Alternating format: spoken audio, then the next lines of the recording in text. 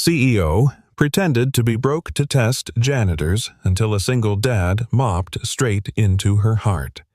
"If you can't even get my coffee right, what are you doing in this building?"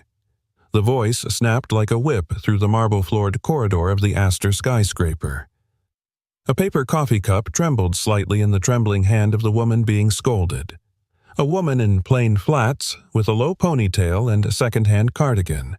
Nobody knew her name. Nobody cared to ask. Aurora Layton kept her eyes down. She didn't flinch when the department head barked again. "You're 2 minutes late and you brought almond milk." I said, "Oat, oat? Are your ears as broken as your resume Snickers followed?" 2 assistants at the far desk looked up long enough to assess her shoes, dismiss her, and return to scrolling. Aurora nodded once, whispered, "I'm sorry," and turned away. No one recognized her. No one saw the fire beneath her quiet eyes. No one knew that the same woman they just humiliated had signed their paychecks for the last 72 hours. And she intended to keep it that way. 3 days earlier, Aurora Layton had been appointed CEO of Astor Incorporated, one of the largest real estate tech conglomerates in Manhattan. But instead of taking the executive elevator to her penthouse suite, she'd walked in the front door with a forged ID badge that read Internal HR Rotation. No title, no power, no armor. She wanted to see the company from the ground up, and she wanted the ground to be honest. She ducked into the janitor's closet. Not because she had to, but because she needed a moment to breathe. A soft rustle interrupted her thoughts. A man in a Navy janitor's uniform stood near the sink sleeves rolled to his elbows, gray dust clinging to his boots. He was tall, broad-shouldered, but moved with a calmness that made him feel smaller than the room. His face was weathered stubble flecked with gray, and his dark eyes carried the kind of silence you couldn't fake. He didn't look surprised to see her. Rough morning, he asked, his voice low but steady. She nodded, not trusting herself to speak. The man glanced down at the table. Sitting there, made from nothing but folded paper towel and a twist tie, was a perfectly shaped origami crane. He picked it up, turned it once in his hands, then offered it to her. "Made this for my kid," he said. "But maybe you need it more right now." Aurora blinked. "You made this," he shrugged. "Just something to keep my hands busy while I wait for the floor to dry." She took the crane. It was delicate, imperfect, beautiful. "I didn't catch your name," she said softly. "Gabe," he said, extending a calloused hand. "Gabe Easton. Aurora," she replied, hesitating before giving the name she'd chosen for the experiment. "Just Aurora. Well, just Aurora," he said with a slight smile. "You ever need a quiet corner and some bad coffee, this closet's got both." Before she could respond, the radio on his belt crackled. "Easton, 17th floor. Spill, conference corridor." Gabe gave her a quick nod and left without a glance back. By noon, Aurora had been insulted 3 more times, asked to staple 200 pages of reports that no one would read, and mistaken for a courier. Still, she took the stairs and she watched. She watched the way people pretended to care in meetings but rolled their eyes outside of them. She watched how the receptionist smiled at executives and sighed at maintenance staff. She watched the little things. But most of all, she watched Gabe. He moved like a man who had nothing to prove and everything to protect. At 4:15 p.m., she saw him kneeling in the corner of the break room, his back to the door. A small girl sat on the bench beside his mop cart legs, swinging shoes mismatched. Her eyes were wide and still a storm brewing behind them. She flinched when the vending machine buzzed. Her hands flitted to her ears. Gabe noticed. He reached into his pocket and pulled out a small bubble wand, the kind you find in dollar stores and birthday party bags. With practiced grace, he dipped the wand and blew. 1 bubble, 2. A trail of them floated upward like soap ghosts catching the fluorescent light. The girl tracked them with her eyes. Her breathing slowed. Aurora stood frozen, watching from behind the half-open door. "Better?" Gabe asked gently. The girl nodded, still watching the bubbles. She whispered something, but Aurora couldn't hear it. Gabe leaned in, brushing a strand of hair from the girl's face. "You're safe, Lucy. Nobody's going to hurt you here." Lucy. The name echoed in Aurora's mind. She couldn't stop looking at them, the janitor and the child, with storms in her eyes and peace in her breath. It didn't make sense. Why would a man like Gabe, calm, intelligent, resourceful, be scrubbing tiles and patching broken fixtures? And what had happened to Lucy that made her tremble at sounds? She remembered his hand, steady, gentle, cracked with wear. The crane, the kindness, the quiet. He wasn't performing. He wasn't trying to impress anyone, he was just good. That night, Aurora sat in the small apartment she'd rented under her cover identity. She placed the paper crane on the desk next to her laptop. The glow from the screen showed Gabe's personnel file, half loaded. She stared at the title, Gabriel Easton, Janitorial Staff, Night Shift. She clicked. Her breath caught in her throat. Previous position: Senior Robotics Engineer, NASA Jet Propulsion Laboratory, Publications, 14 patents. 3. Reason for departure, NA. She scrolled further. Under emergency contact was just one name: Lucy Easton, daughter, no spouse. No parents, no backup, just him and the girl. Aurora leaned back in her chair, the crane in her palm. She had come here to test her company's integrity, to see who treated the invisible people as if they mattered. But now she wasn't sure if she was testing others or if she had just walked straight into a test of her own. And the man holding the answer. He didn't wear a suit, he wore scars. And maybe, just maybe, those were the kind that couldn't be faked. There were 3 types of resumes Aurora Layton had once told her executive team: the ones that scream ambition, the ones that beg for a second chance, and the ones that bleed. She was looking at the 3rd type now.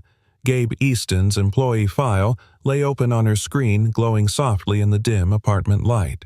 But it wasn't just his NASA credentials or the patents that haunted her, it was the silence after them. The 7-year gap. No explanation, no scandal, just a disappearance. From engineering labs to bleach buckets, from robotics patents to polishing elevator buttons. She closed the laptop and whispered to herself, "Why Gabe?" The answer came the next morning. It was raining, that kind of gentle New York rain that softened even the steel edges of Manhattan. Most employees rushed past the lobby with umbrellas and earbuds trying to beat the clock. But Gabe was already there, on his knees, blotting muddy footprints from the marble with surgical precision. Aurora watched him from the shadows of the mezzanine, unseen behind a steel column. Lucy sat beside him on a little blue mat, drawing with a stubby crayon on the back of a supply checklist. Her tiny, socked feet twitched in rhythm like a silent drumbeat of her mood. Her backpack had a handmade tag. Lucy Easton, Emergency Contact Dad. Every few minutes, Gabe would glance up and smile at her. Not the distracted smile of a tired parent, but a full-hearted present. "I'm here with you" kind of smile. Then, Aurora saw something that stopped her breath. One of the fluorescent overhead lights buzzed faintly, then flickered. Lucy froze. Her crayon dropped. Her eyes widened. Her hands flew to her ears. Her little body began to curl in on itself like a wilting flower. Gabe moved instantly, not rushed, not panicked. He pulled out the bubble wand from his shirt pocket like a firefighter reaching for a hose. A quick dip, a practiced breath, and the bubbles danced. 1, 2, 3. Lucy watched them float upward, and then she exhaled. Aurora's throat tightened. The lobby had gone silent, but in that moment she heard more than any boardroom pitch could ever teach her. Love doesn't always roar. Sometimes it blows bubbles in silence. During lunch break, Aurora lingered by the vending machine. She saw Gabe walking Lucy to a back hallway near the server rooms where a makeshift quiet zone had been set up. A folded yoga mat, noise-canceling headphones, a stuffed penguin named Harold. Gabe turned to leave and Aurora called out without thinking, "Does she always react to lights like that?" Gabe paused, surprised to see her. "Yeah," he said quietly. "SPD, sensory processing disorder. She gets overwhelmed by certain light sounds, fabrics, even smells." "I didn't mean to pry," Aurora said quickly, regretting the question. But Gabe didn't seem offended. "Just tired. You'd be surprised, he said, how many people ask without really listening. I'm listening, she said, and meant it. He studied her for a moment. You don't talk like the rest of them. I'm not like the rest of them. That made him smile just barely. I figured that out after you called me Mr. Easton instead of, hey, janitor. Aurora smiled too, and for a beat silence stretched between them, not awkward, but warm. Then Lucy peeked out from the hallway, bubble wand in hand. Daddy, she whispered the penguins lonely. Gabe ruffled her hair. Go keep him company. I'll be back before the next bubble pops. When she skipped away, Aurora said softly, She's beautiful. She's my whole damn world, Gabe replied, and the reason I'm mopping instead of building things that fly to Mars. Aurora tilted her head. NASA let you go. Gabe's eyes hardened for the first time. No, I left. Lucy's mom left before Lucy turned 1. I was the last man standing. I had a choice: design machines for the stars or raise a daughter who needed me on the ground. Aurora's breath caught. That wasn't a resignation. That was a sacrifice. He shook his head. No, that was love. The elevator dinged. People filed out in tailored suits and glossy shoes, walking past them like background noise. But Aurora stayed rooted, and something inside her, something cold and rusted and long untouched, began to crack open. That evening she found herself at the break room again. She'd brought 2 coffees. She didn't know why. 1 oat, 1 almond. Just in case. Gabe entered, wiping his hands with a rag. He paused when he saw her. I don't do caffeine after 4, he said, half joking. Well, she smiled, holding out the cup, then make an exception for just Aurora. He chuckled. Still undercover, huh? I like seeing things from the bottom floor, she said. You learn who actually holds the building up. Gabe took the coffee. Their fingers brushed. You really want to learn something? He asked, stepping back. Watch this. He sat at the table, pulled a napkin from his pocket, and began folding. Lucy thinks these cranes are magic, he said, creasing carefully. Says they take your worries and fly them away. Do they work? Only if you give them something worth flying. He placed the finished paper swan on the table and looked at her. What would yours carry? Aurora's smile faltered. My father's disappointment. A failed engagement. The weight of pretending I'm fine. Gabe didn't flinch. Then you've earned a whole flock. Later that night, Aurora wrote something in her journal, the same leather-bound notebook she'd kept since her promotion. Some people build rockets. Others build daughters. Both change the world. One just does it quieter. And as she placed the paper crane Gabe gave her next to the one he folded tonight, Aurora realized something that made her heart ache, not with sadness, but with awe. She had spent her career hiring resumes that screamed, but maybe the people who whispered were the ones who deserved to be heard the loudest. If this elevator doesn't move in 5 seconds, I swear I'm gonna scream. The voice didn't belong to a businessman or a stressed-out intern. It came from a little girl with wide eyes and trembling hands gripping her father's pant leg like it was the only solid thing in a collapsing world. Lucy. Gabe dropped to his knee immediately. Hey, sweetheart, look at me. Just me. The overhead lights flickered again, cold, buzzing fluorescence. The hum of the stuck elevator was subtle but constant, like a whisper too close to the ear. For most people it was annoying. For Lucy it was unbearable. Aurora stood frozen beside the elevator panel, trying to hide her panic behind the expressionless mask of just Aurora. Her finger hovered over the emergency button, though she'd already pressed it twice. No signal, no movement. They were stuck. Lucy began to curl inward, her hands pressed hard to her ears, body rocking slightly. Daddy, I don't like the light. I don't like the noise. Aurora had read about SPD. She thought she understood. But knowing something in theory and watching a child suffer through it were 2 entirely different things. Lucy. Gabe whispered, reaching into his jacket. Remember what we practiced, okay? Big bubble slow breath. But the wand, it wasn't there. His pockets were empty. I forgot it. He muttered, voice cracking. Baby, I'm sorry. I forgot the wand. Aurora didn't even think. She grabbed her iced coffee cup, pulled out the straw, tore off the plastic lid, dipped the straw into the melting ice water, and blew. A shaky, shimmering bubble drifted upward. Lucy's rocking slowed. Another bubble, then another. Gabe watched, stunned, as Aurora, still dressed in her intern outfit, sensible flats, plain slacks, messy bun, sat cross-legged on the elevator floor and blew makeshift bubbles like it was the only thing in the world that mattered. "See," Aurora said softly, "it's just us in here. Just 3 people and a bunch of bubbles. Nothing scary about that." Lucy stared at her wide-eyed, then whispered, "You're not scared?" Aurora smiled. "I used to be. Of everything. But then I learned something. What if you can blow a bubble while the world feels broken? You're braver than most grown-ups I know." Lucy didn't speak, but she reached out slowly and caught the next bubble on her fingertip, eyes wide with awe. Then just barely, she smiled. Gabe leaned against the wall, hands and his hair eyes glistening. "You're a miracle worker." Aurora shrugged. "Just resourceful.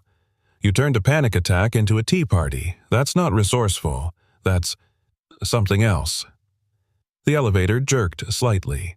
Lucy gasped and leapt into Gabe's arms. Then a loud ding. The doors slid open. They stepped out into the hallway of the 22nd floor. And waiting there, scowling like a man who hated surprises more than failure, was Mr. Cornell, the building's operations director. "What in God's name is going on?" he barked, eyes darting from the janitor to the soaking coffee cup to the child. "Temporary malfunction," Gabe said gently, putting Lucy down. We stayed calm. "You had your daughter here, again." Cornell's voice climbed. "She wasn't supposed to be with me today. Her school closed early due to a plumbing issue." Gabe explained, calm but firm. "Not my problem," Cornell snapped. "You can't bring children to a secure facility. And playing with coffee cups in elevators. That's a liability." Aurora stepped forward. "Actually," quiet Cornell cut her off, not even sparing a glance. "You're what facilities temps stay in your lane." Aurora's face didn't change. But inside, a fire had lit. Cornell turned back to Gabe. "Next time this happens, Easton, you're done. We run a tight ship. Not a daycare." "Understood." Gabe nodded tightly. Jaw clenched. "Understood." Cornell stormed off. Aurora turned to Gabe. "That man has the warmth of a steel bench in December." Gabe chuckled, but it didn't reach his eyes. "He's not wrong. I'm not supposed to have her here." "She wasn't a disruption," Aurora said. "She was just scared, and you handled it better than half the executives I've seen handle a printer jam." Gabe glanced down the hall, checking to make sure Lucy was safely waiting near the vending machine. Then he looked at Aurora. "Why are you really here?" She blinked. "Excuse me. I've been working this building for 2 years, never seen you around. You don't talk like the interns. You don't act like them either. So who are you?" Aurora paused. "I'm just someone trying to see things clearly for once," she said softly. "And you've given me more clarity than anyone in this building." He looked at her as if trying to read between the lines. But before he could speak again, Lucy called out, "Daddy, the pretzels are stuck again," he smiled. "Duty calls." As he walked away, Aurora felt the strange weight of her own lie press harder than ever. Pretending to be poor to test people had sounded noble in the boardroom, a corporate social experiment to see who treated people well when they had nothing to gain. But this wasn't a test anymore. Not when a little girl trusted her to blow away monsters with bubbles. Not when a janitor looked at her like she wasn't invisible. Back in the executive suite later that afternoon, Aurora stood at the floor-to-ceiling window of her private office. Her reflection stared back sleek bun pearl earrings pressed suit. The skyline glittered beyond the glass. But all she could see was Lucy's small fingers catching a bubble in a broken elevator and the man who'd given up the stars just to stay grounded for her. She turned to her assistant. "Tell legal to pull Cornell's personnel file," she said calmly. "I want to review every citation he's issued in the last 12 months. Her assistant blinked. "Is there a particular concern?" Aurora's smile was razor sharp. "I'm starting to think the wrong people are being tested. You ever get tired of being underestimated?" The question slipped from Aurora's lips before she could stop it. She hadn't meant to speak, not yet. But something about the way Gabe sat on the maintenance bench eating his dinner with his back to the city skyline felt unjust. He looked up halfway through a cold sandwich, eyes squinting like the question had caught him off guard. "Only on Tuesdays," he said with a crooked smile, "which makes tonight unlucky." Aurora chuckled, her coffee cup clutched tightly in her hands. She wasn't supposed to be here. Not on the 18th floor mezzanine, a forgotten corner of the building with a half-broken vending machine and a dusty maintenance door. But tonight she'd followed the echo of her own curiosity. And maybe something else. She took a breath. "Can I sit?" He nodded toward the bench without looking up again. "It's not marble, but it holds." She sat. The air between them was quiet, not awkward, more like the kind of silence people shared when they both carried invisible weight. On Gabe's left, Lucy sat cross-legged eating tiny bites of grilled cheese from a wax paper wrap. Her backpack was open beside her, and from it poked out a folded pink blanket, 2 picture books, and a tube of bubble solution. Aurora smiled. "Looks like someone packed better than I did." "She packs it herself," Gabe said. "Even the sandwich. I just cut the crust." Lucy glanced up and said softly, "Crust is where the sad lives."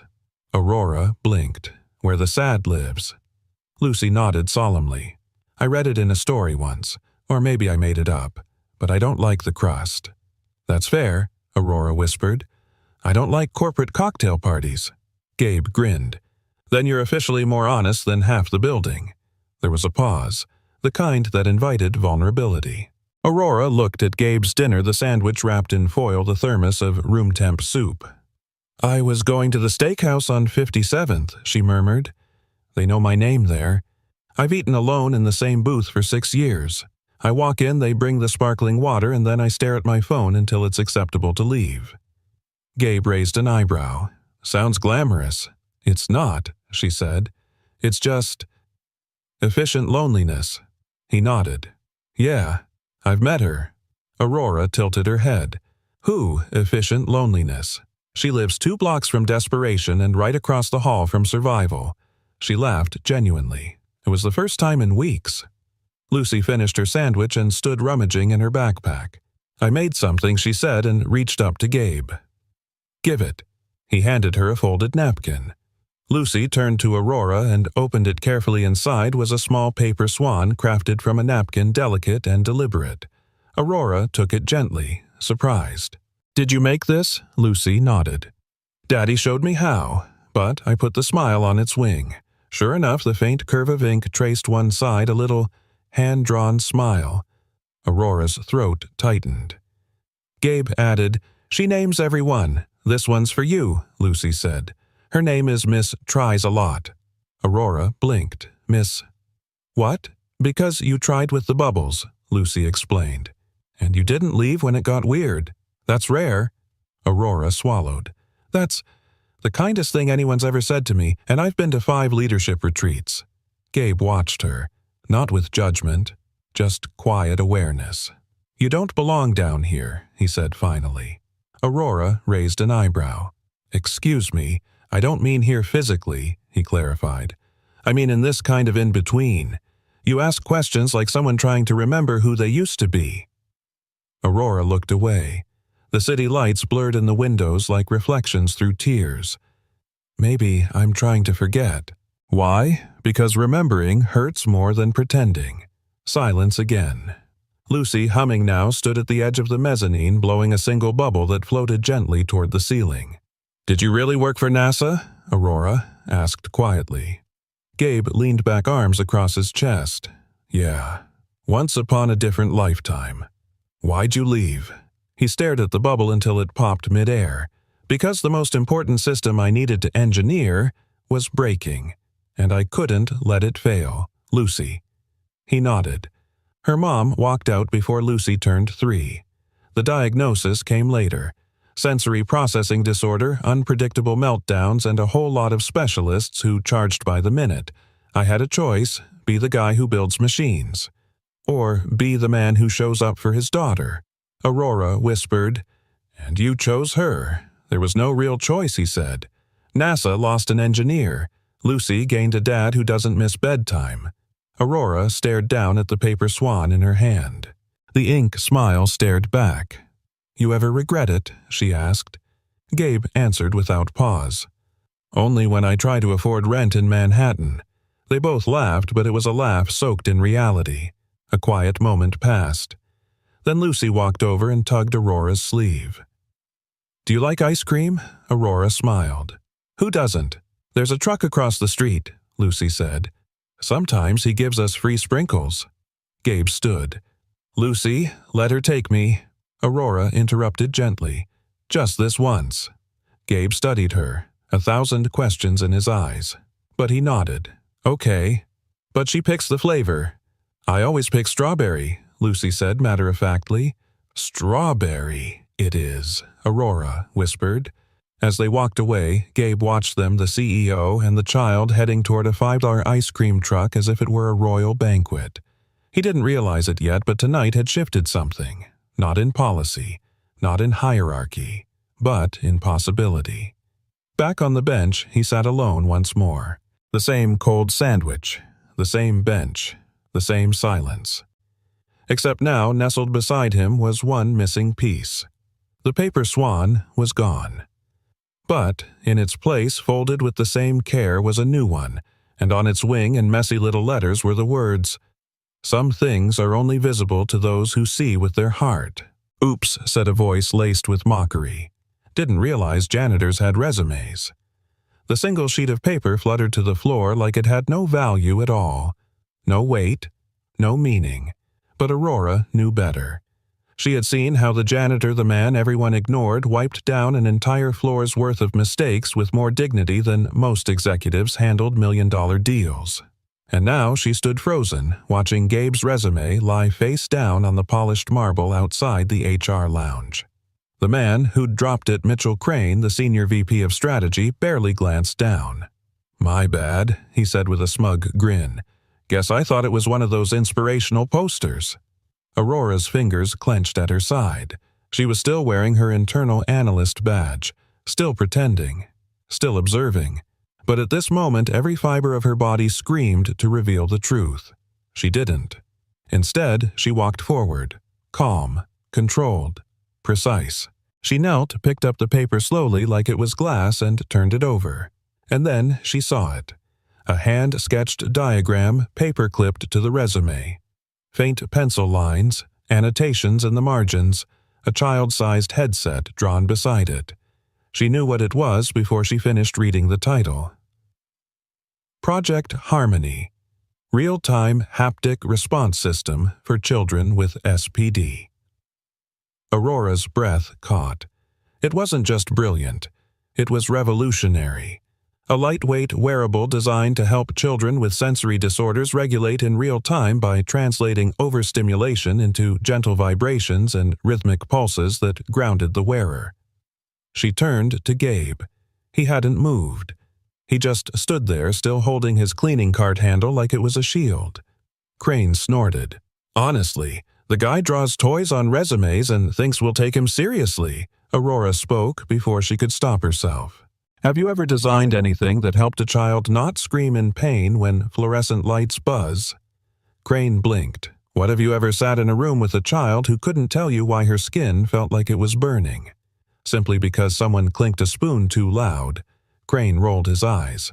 What is this TED Talk Tuesday? But Aurora wasn't talking to him anymore. She turned to Gabe, still holding the paper. This was your project. Gabe nodded slowly. Before Lucy was diagnosed, I was building tech for Mars rovers. After I started drawing things that might help her stay in school, and the patent she asked. He hesitated. Filed, but abandoned. No investor wanted to back a single dad with too much debt and a kid who sometimes hides under desks. Aurora looked down at the schematic again. I think they were looking at the wrong numbers, she said softly. A long silence.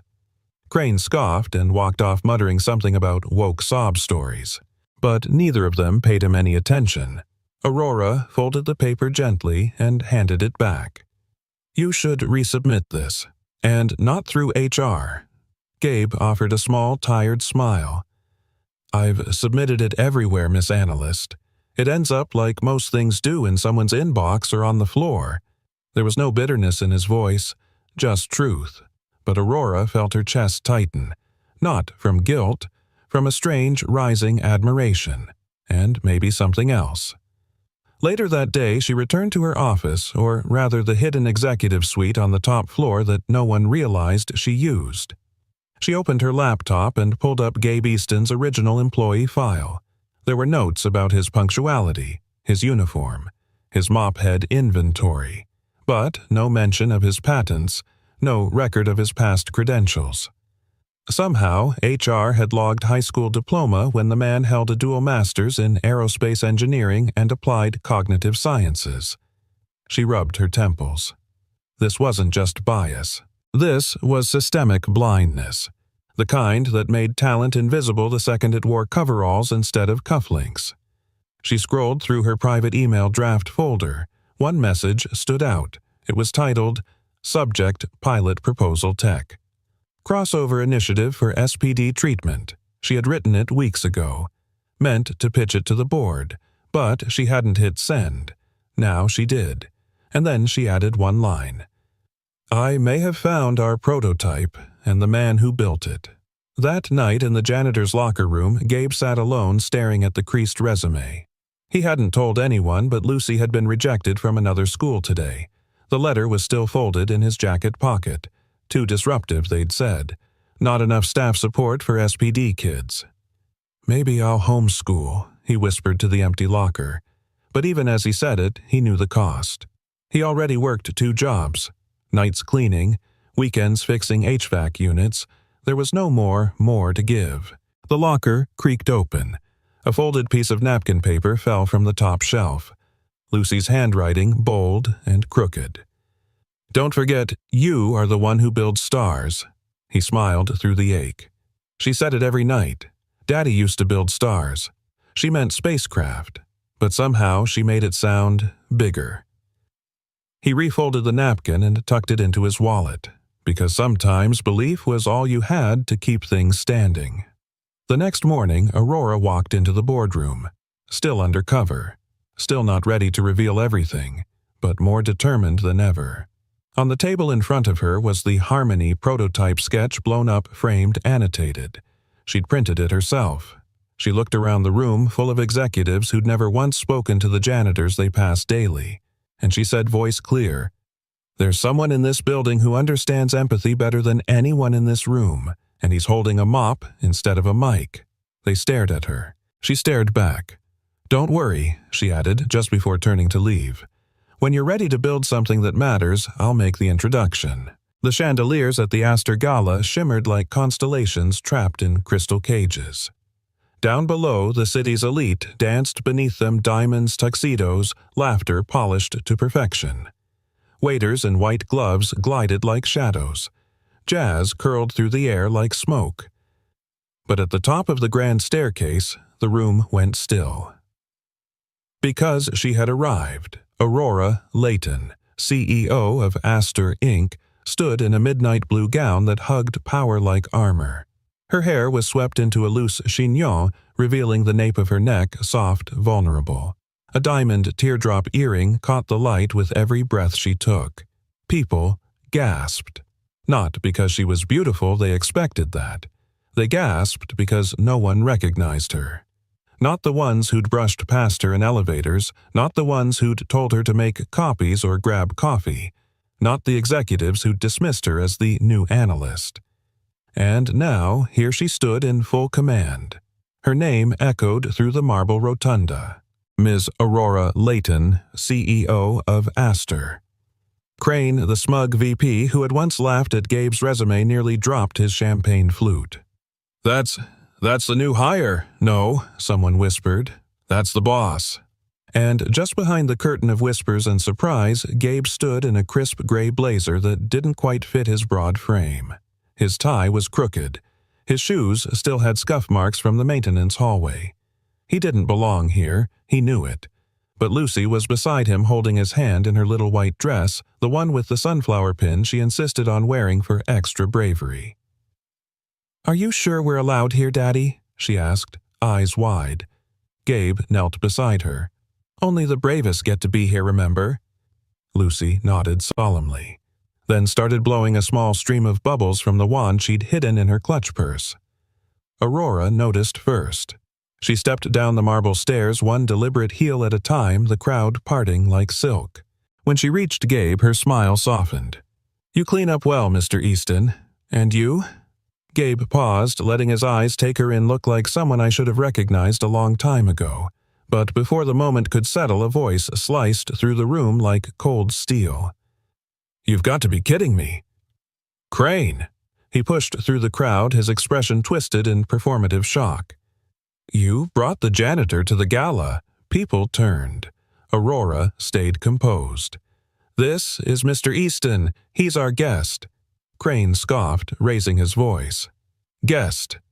At this event. What's next? Letting interns deliver keynotes." Laughter rippled through the room, nervous, cruel, contagious. Gabe clenched his jaw. His hand tightened around Lucy's. "Let's go," he whispered. "We don't belong here." Aurora stepped in front of him. "Don't." "It's fine," Gabe said. "We've been here before. Different room, same floor, and that's when it happened." Lucy let go of his hand and walked straight into the center of the gala floor. No music, no movement, just a little girl with a bubble wand in one hand and her heart in the other. She looked up at Aurora, then reached for her hand, and, with a voice that barely rose above a whisper but still somehow silenced the world, she said into the microphone, "She's our family now." Gasps swept through the room like wind. Lucy turned to the crowd, eyes wide but steady. "She doesn't talk like the others. She listens different. And she holds my hand when I'm scared, like Daddy does." Aurora's lips parted, but no sound came out. Lucy leaned into the mic again. "She's home." Gabe's knees nearly gave out. Aurora blinked rapidly. "Lucy," but the little girl simply handed her the bubble wand and walked back to her father. Nobody laughed, nobody dared. Crane stepped back, his face pale. This is unprofessional." Aurora's voice was low, controlled, deadly sharp. "The only thing unprofessional is your assumption that empathy doesn't belong in leadership." She stepped up beside Gabe, took his hand. "Tonight was supposed to be about showcasing innovation," she said to the crowd. "About vision. About future." She gestured to Lucy. "She is the future, and if we don't build a world that sees her, that understands her, then what exactly are we building?" Silence. Then applause. Scattered at first, then louder and louder, until the whole room echoed with the sound of something cracking, not glass, not walls, but the old stories people told themselves about who mattered and who didn't. Later that night, as the guests began to leave, Gabe stood on the balcony alone, looking out at the glittering skyline. Aurora joined him, shrugging a silk shawl over her shoulders. "I'm sorry," she said softly. Gabe looked at her. "For what? For the lie. For hiding who I was. For testing people instead of trusting them." He nodded slowly. "You're not the only one who hides, Aurora." She looked at him. "I used to build machines that flew to space. Now I mop floors so my daughter can feel safe under fluorescent lights." He gave a small laugh, bitter and beautiful. "I've been pretending I'm okay for so long I forgot what it's like to be seen." Aurora stepped closer. "You were never invisible to me," she whispered. "Not from the moment I saw you folding a paper crane in the break room." He turned to her. "Why me?" She didn't hesitate. "Because you're the only person who didn't look away when the world did." A beat passed, then another. "Are you going to disappear after this?" he asked. She smiled gently. "No, I think I'm just starting to arrive." Gabe walked away before the applause had finished echoing. He didn't wait for the champagne to settle or for anyone to shake his hand. He didn't even look back. Lucy's small fingers clutched his, her eyes flickering between the glittering ballroom behind them and her father's clenched jaw. Her bubble wand swung quietly at her side. Down the long marble hallway past gold-plated elevator doors and a hallway of designer coats, Gabe didn't stop. He didn't speak. And Aurora followed barefoot. She had left her heels on the ballroom floor like a symbol of everything she thought she was supposed to stand tall in. Now she ran, dress swishing around her legs, heart pounding in her chest louder than any gala music. "Gabe," she called out, breath-catching. "Please, just wait." He stopped by the glass doors that led to the rooftop terrace, not because he forgave, not because he understood, but because he needed air. He pushed the door open, letting the city lights rush in. Aurora stepped out behind him, the cold stone biting into her feet, but she didn't care. For a few seconds, neither said a word. The city stretched below them like a galaxy turned sideways. Taxis blinked like fireflies. A breeze tugged at Gabe's blazer. Lucy leaned her head against his side, quiet. "You did this," he said at last. "You put her in that room, with those people." Aurora blinked. "She wanted to come. She's 7, Aurora." His voice wasn't raised, but it cracked. Not from anger, from something older. "I thought tonight would be different," he said. "You made it feel like it could be." But then came the same stares, the same judgment, just dressed up in better suits. Aurora stepped closer. "You think I don't know what that feels like? You think I haven't been judged for what I wear, how I lead, who I love?" He cut her off gently but firmly. "This isn't about you right now." The words hung between them like shattered glass. Aurora took a breath, but her voice trembled. "I wasn't trying to use her," she said. "I didn't know she'd speak up like that. I didn't even know she called you home," Gabe said, eyes wet. "And you let her walk into a storm just to prove a point." That hit harder than she expected. He looked down at Lucy. She doesn't need a CEO who's experimenting with trust. She needs stability. She needs people who don't leave. Aurora's eyes welled, but she refused to look away. "I didn't plan for this," she whispered. "Not the gala. Not you. Not her." She looked down at her bare feet. "But somehow, your daughter made me feel more seen in 5 minutes than anyone has in 5 years. Silence again. Only the sound of wind whistling between steel beams and the soft plink of a single bubble popping mid-air. "She drew this today," Gabe said, pulling something from his inside pocket. It was folded, but Aurora recognized Lucy's careful crayon lines. He opened it. A picture. 3 figures standing beneath a giant floating bubble. 1 tall man, 1 tall woman, and 1 little girl with red cheeks and yellow shoes. In bold letters it said, "Me plus Daddy plus Miss Aurora equal safe." Aurora touched the edge of the paper but didn't take it. Why would she draw that after everything? Gabe gave a sad smile. Because kids don't learn mistrust first. We teach them that. The world teaches them that. His voice grew quieter. And maybe I've been part of that lesson too long. She stared out into the city. "I keep thinking, maybe I only know how to lead from the front because I'm terrified to stand beside someone." Her voice dropped. "Maybe that's what power does to people. It isolates, until kindness feels like weakness." Gabe turned to her fully now. "You know what I saw the first time I looked at you?" he asked.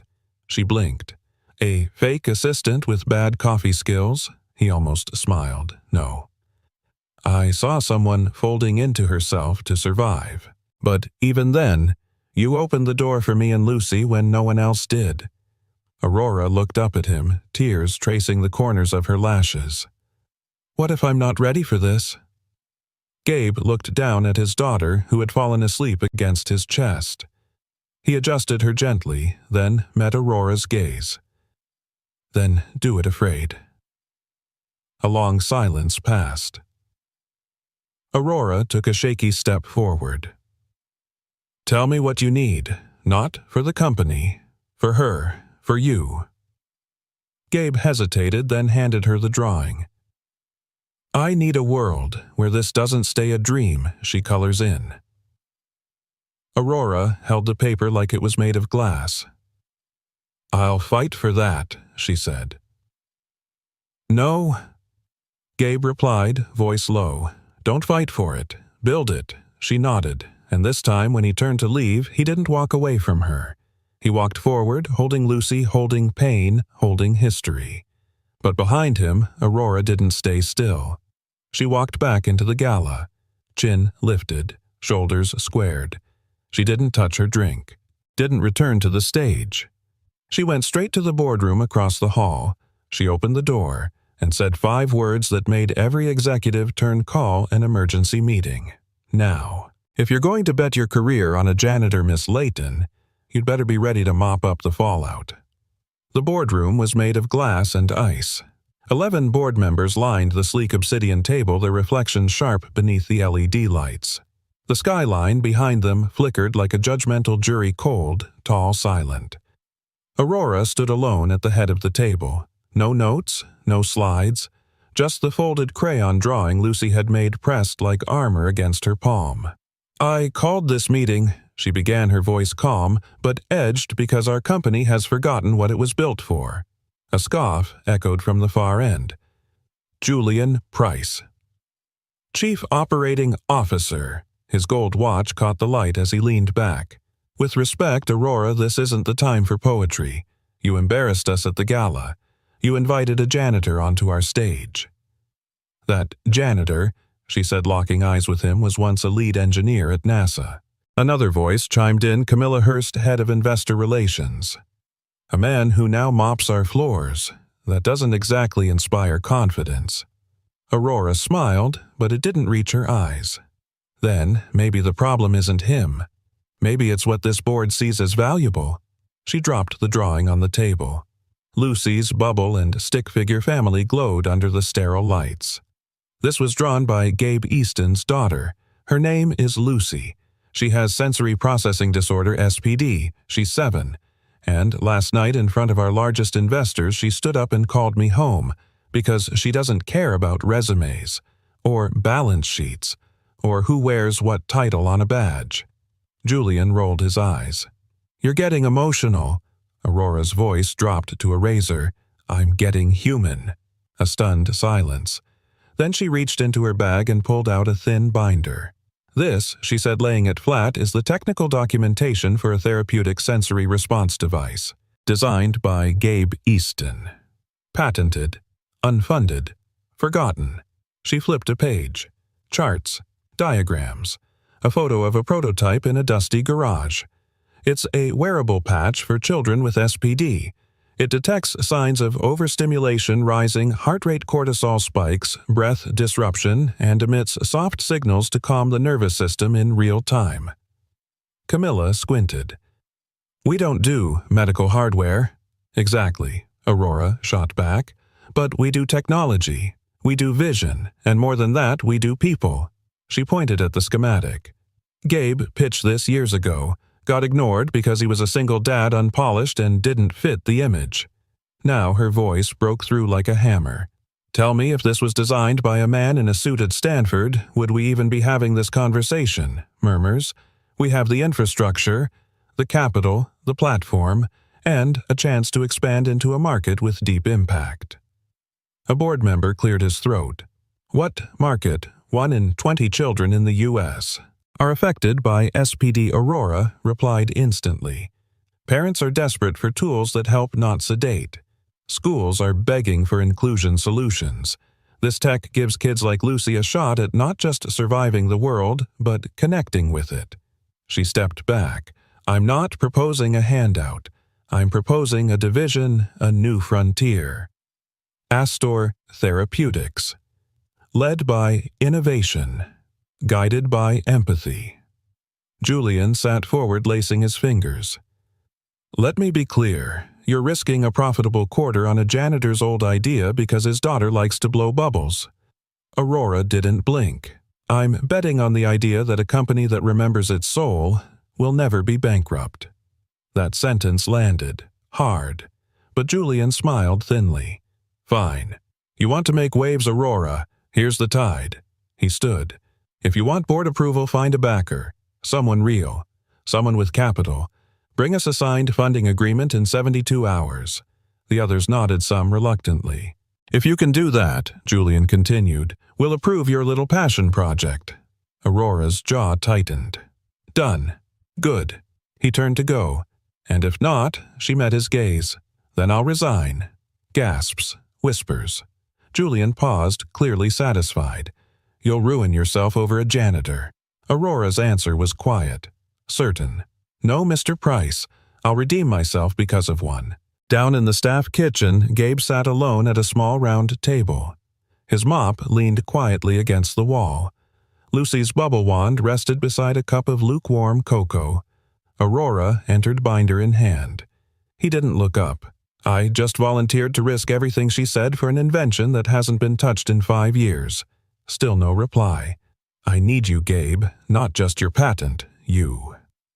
Now he looked up, and the storm in his eyes was no longer anger, it was fear. I've been told before, he said slowly, that I had potential. They always meant it until I became inconvenient. She sat across from him. You're not inconvenient. You're brilliant, and you're the only person in this company who's built something that actually heals. He laughed bitterly. I built it in a garage, with duct tape. Then, let's finish it in a lab, she whispered. With funding, with Lucy watching. Gabe looked at his daughter's Coco. Do you think they'll ever take me seriously? Aurora reached into her coat and handed him something. A new badge. It read, Gabriel Easton, Director Therapeutic Innovation Division, Astor, Inc. He stared at it, and when he finally looked back at her, his voice was quiet. You're not trying to save me, are you? She shook her head. No, I'm trying to build something worth saving. With you. You built it to help Lucy breathe. Now, let's help the world exhale. The morning air in Queens was soaked in dew and doubt. Gabe stood outside the storage unit staring at the rusted roll-up door as if it held back a ghost. Aurora stepped beside him holding a ring of keys that shimmered in the sunlight. You sure it's in here? She asked gently. He nodded. Haven't touched it in 6 years. Click, rattle. The door creaked upward. Inside, the scent of old metal solder and memories. A dusty workbench, a half-open toolbox, and sitting quietly under a tarp his prototype. Gabe pulled it back. There it was, the pulse-responsive sensory patch strapped to a child-sized mannequin. The wires had yellowed, the foam edges frayed, but the soul of the idea still pulsed like a quiet heartbeat. Aurora stepped closer. It's beautiful. He let out a breath like a truth he'd been holding in for too long. It wasn't supposed to change the world. I just wanted my daughter to stop being afraid of it. Later that afternoon, inside a WeWork-style co-working lab Aurora had booked under an alias, Gabe stood in a white hoodie and jeans, nervous fingers connecting cables. Lucy sat nearby, clutching her bubble wand. Hey, Daddy, she whispered. Yeah, Bug, if they like your machine, will you stop being a janitor? Gabe paused. I'll always clean things, Lou. Just maybe different kinds of messes. Lucy blew a single bubble that floated toward the window. Can I wear it? He turned. You don't have to. She looked up, brave. I want to help you. That was all it took. Gabe gently strapped the patch to her forearm. The screen lit up a soft glow, a pulse detected, her breathing steady. She smiled. Aurora, watching from behind a column of schematics, blinked back a tear. Not from pity, but from awe. This wasn't just innovation. This was love built into circuitry. The pitch was scheduled for 3:30 p.m. sharp. Vanguard Angel Capital, Midtown Manhattan, 62nd floor. 5 investors. Combined net worth over $1 billion. Gabe had never owned a suit since his wedding day, so he wore the same thing he always did, clean, pressed honest. Aurora walked beside him, crisp in a navy power suit but no longer hiding behind it. Today, she wasn't leading the room. She was holding the door open.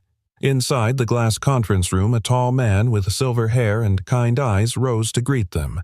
Callum Devane, he said, extending a hand. Aurora says you're the man who wants to change how children feel the world. Gabe hesitated, then shook it. I'm just the dad who wanted my daughter to feel safe in it. Callum smiled. That's a better tagline than anything our marketers came up with. The presentation began. Aurora opened with market data gaps in pediatric therapeutic technology and the potential scalability. Then she turned to Gabe and stepped back. Go ahead, she said. Tell them why it matters. He stood, palms slightly damp, then looked at the investors not as executives but as people. I'm not going to show you graphs, Gabe said. You've seen those. He reached into his bag and pulled out a bubble wand. My daughter has sensory processing disorder. Light sounds, even textures, can feel like a thunderstorm in her head. This device doesn't cure that, but it listens. It tells her body, "You're okay." It tells her, "You're safe." He looked up. It tells her what no one else could, not even me. Silence. Callum leaned forward. "Does it work?" Gabe turned to the screen. A short video played. Lucy wearing the patch in a grocery store. The fluorescent lights buzzed. She flinched, then took a breath. The device blinked. Her body calmed. She raised the wand, blew a bubble. The room stayed still. Callum nodded slowly. "I have a nephew who won't leave the house without noise-canceling headphones." Another investor, a woman in her 60s, cleared her throat. "My granddaughter cries every time we drive through a tunnel." The wall cracked. "Just enough." Aurora placed the final folder on the table. "We're asking for $25 million in startup funding. Manufacturing FDA partnership, onboarding pediatricians, and full-scale rollout within 18 months. A pause. Callum tapped the folder once, then twice, then smiled. "You've got it." Outside the building, Gabe stood frozen on the sidewalk. "Did he say yes?" he whispered. Aurora nodded, clutching the signed term sheet. He said, "Absolutely yes." Gabe exhaled, shoulders trembling. "I didn't think this part actually happened in real life." Aurora turned to him, eyes burning with something deeper than pride. "It doesn't," she said. "Not unless someone like you builds it." He looked down at Lucy, who was spinning on the pavement, letting the city blur past her like colors in a painting. "Did we just save the company?" he asked. Aurora's voice softened. "No, Gabe. You saved yourself. The company just followed your lead." That night, in a quiet booth of a diner on the edge of Brooklyn, the three of them shared fries and milkshakes. Gabe looked at Aurora. "You didn't have to fight for this." "I did," she replied. "I just didn't know I was fighting for you." Lucy reached over the table and handed Aurora a crumpled sheet of paper. A new drawing. It was Aurora, Gabe, and Lucy, standing beneath a giant heart made of bubbles. Aurora held the paper to her chest, her voice a whisper. "I don't know what kind of family we are yet." Gabe took a sip of his shake, smiled. "The kind that fixes broken things. If Lucy's going to lay her heart down on this floor, then I'll make sure it shines." The lobby of Astor Inc. gleamed that morning, not from the sunlight streaming through its 50-foot glass facade, but from something else entirely. Something quieter, more deliberate, something like love. Gabe Easton was down on one knee, polishing the marble tiles until his reflection looked back at him, not as a janitor, not as a former engineer, but as a father who refused to leave a single smudge behind. The bucket beside him held nothing special. Just hot water, lemon oil, and a worn rag he swore worked better than any mop money could buy. Clean floors like a promise he once told Lucy. It tells folks they're walking into something worth believing in. He wasn't cleaning for appearances anymore. He was cleaning for legacy. Across the atrium, board members filed in. Their eyes weren't on their phones today. They weren't barking orders or ignoring the staff. Today, they paused. Some even nodded. One whispered to another, "That's the guy, the janitor with the patent." But Gabe wasn't listening. He was focused on a stubborn streak of scuff marks near the elevator. Same place Lucy had once crouched trembling, blowing bubbles into the air to fight the panic clawing at her chest. He rubbed harder, then harder still. "Daddy?" He looked up. Lucy stood in her little yellow dress, her bubble wand in one hand, her therapy patch blinking soft blue on her arm. She smiled. "You missed a spot." Gabe chuckled. "I knew you'd catch it." She tiptoed closer, leaned in like she was sharing a secret. "Mommy says you're a hero." Gabe froze. "What? What did you say?" "I said." Lucy beamed. "Mommy says you're a hero." Behind her, Aurora stood elegant in a soft gray coat over a black dress. No pretense, no distance, no walls, just her, open, real. She took a breath. "Gabe," she said. The board voted, unanimously. "I've been reinstated as CEO." He nodded slowly. "I figured they would." But I turned down the raise, she added. Said I wanted the money redirected to a new initiative. His brow lifted. What kind of initiative? She stepped forward, her voice steady. A sensory-safe room on every floor of Astor, lighting, texture, sound all calibrated for kids like Lucy, for families like ours. His jaw tightened. Emotion swelled beneath his ribs like a rising tide. You did that. For us, I did that, she replied, because this company should reflect the people who keep it clean, not just the ones who sit at the top. There was a pause. Then she glanced at the mop, still in his hand. You don't have to do that anymore, you know. Gabe looked down at the wet floor, at his reflection, then at hers. If Lucy's going to roll around on this floor like she always does, he said quietly, then I have to make sure it's the cleanest floor in New York. The boardroom applause hours earlier had been thunderous. Aurora's presentation had been sharp, but it wasn't the numbers or the charts that swayed them. It was the story of a janitor, of a daughter, of a CEO who chose humanity over hierarchy. Now, in the quiet afterward, Aurora reached into her bag and pulled out a folded sheet. A new floor plan. Gabe scanned it. Each level of the skyscraper had a designated quiet pod, highlighted in calming blue. The first one's being installed next week, she said, and I want you to design the sound profiles. He blinked. Me, she nodded. You built something that soothed Lucy's heartbeat. Let's build something that heals others, too. He looked at her, voice low. Why me? Because Aurora said, stepping closer, you're the only man I know who sees dirt and doesn't turn away, who listens before he fixes, who cleans the world one quiet act at a time. She swallowed. And because I need someone who knows how to scrub away the things I've tried to hide. A long silence. Then Gabe reached down, placed the mop against the wall.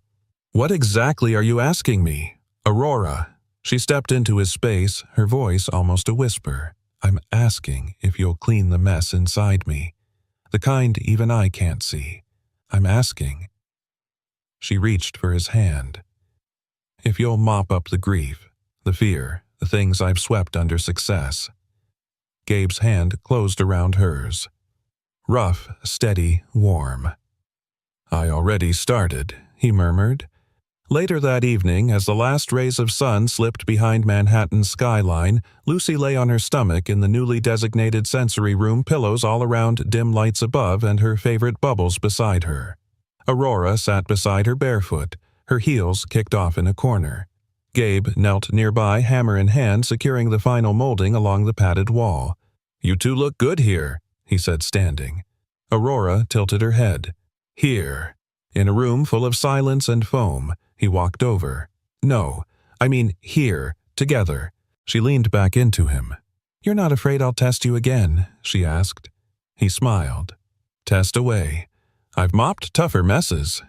Aurora laughed softly, the kind of laugh that only comes when you finally believe the floor won't fall out from under you. Lucy blew another bubble. It floated high, catching a glint of pink light from the fading sun. They all watched it rise. Then Lucy whispered, that one's for Mommy's heart. Aurora blinked, tears catching in her lashes. Gabe pulled her closer, and for the first time the silence wasn't heavy. It was healing. Some hearts don't need fixing, they just need a place to land. The golden hush of a late afternoon wrapped around Central Park like a lullaby. Leaves whispered as the breeze moved through the trees and children's laughter drifted from somewhere behind the hedges.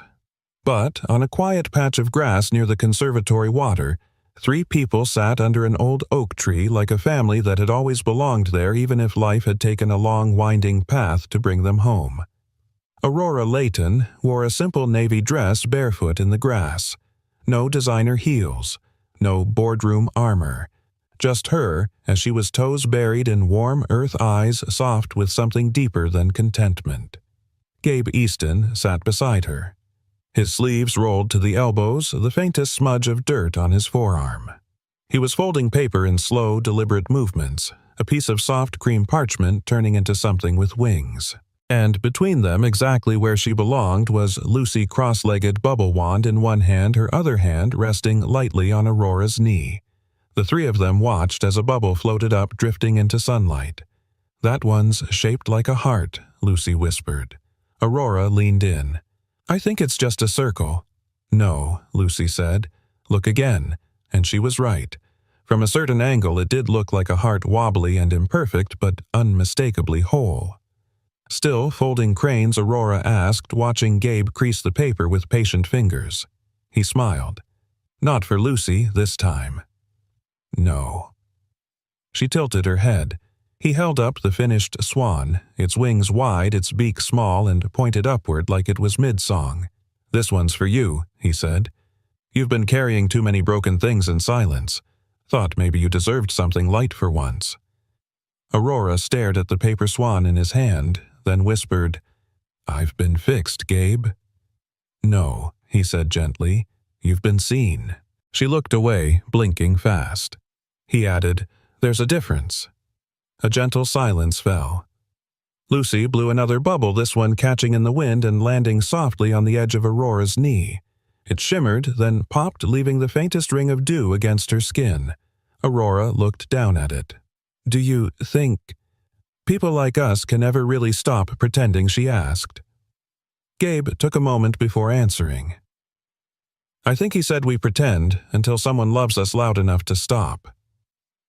Aurora met his eyes, and for the first time in years she didn't feel like the CEO, or the girl who'd been left, or the woman who built empires out of solitude. She just felt like someone who was loved, quietly, wholly, without needing to prove a single thing. Later, as dusk crept over the horizon, Gabe pulled out a folded page from his jacket. It was a drawing, Lucy's drawing. Crayon lines of 3 figures, one with a ponytail, one tall with a mop, and a little girl between them holding both their hands. Above them, bubbles floated like balloons. In the corner, she had written in big block letters, Our Family. Aurora traced the letters with her fingertip. I never thought I'd get to be someone's our, she murmured. You were always someone's our, Gabe said. You just hadn't found the right pair of muddy shoes to walk beside yet. She laughed, tears slipping down without warning. God, she whispered, you say things like that and I don't know whether to kiss you or cry. Do, both, he said. I'm good at mopping. As the sky deepened into indigo, they began their slow walk home. Lucy danced a few feet ahead, arms stretched wide, her bubble wand held like a magic scepter. Behind her, Gabe took Aurora's hand. She looked up at him, eyes glowing. Do you ever think about the beginning? She asked. How none of this would have happened if I hadn't been testing the janitors, he chuckled. You weren't testing janitors. No. You were testing your own heart, he said, to see if it could still recognize something real. She exhaled. I think it finally does. As they reached the path by the pond, Lucy stopped. She turned, pointed to the sky. A single bubble larger than all the rest was floating higher than any of them had seen that day. It caught the fading sun just right, turning gold, then rose, then nearly clear. Look, Lucy whispered, that one's for Mommy's old heart. Aurora knelt beside her. And what about your new one? She asked. Lucy smiled. That one's already here, and she reached up to take both their hands. The camera would pan out here if it were a movie. 3 silhouettes walking toward the skyline, one bubble dancing overhead, a paper swan tucked in Aurora's hand, and just the faintest sound of laughter worn and well-earned and whole. No miracles, no last-minute twists, just 3 people who stopped pretending, and chose instead to be exactly who they were, together. And maybe that's all any of us are really searching for. Not wealth, not perfection, just someone who sees us. Even when we're mopping the floor. Even when we're folding paper swans out of broken days. If this story touched your heart, let us know in the comments. Where in the world are you listening from right now? We'd love to hear your voice, whether you're in Texas, Tokyo, or a tiny town no one's heard of. You matter here. And if you haven't already, don't forget to subscribe to the channel for more stories like this. Stories that remind us we're not alone, that kindness still matters, that healing is possible. Thank you for being here, for staying until the end.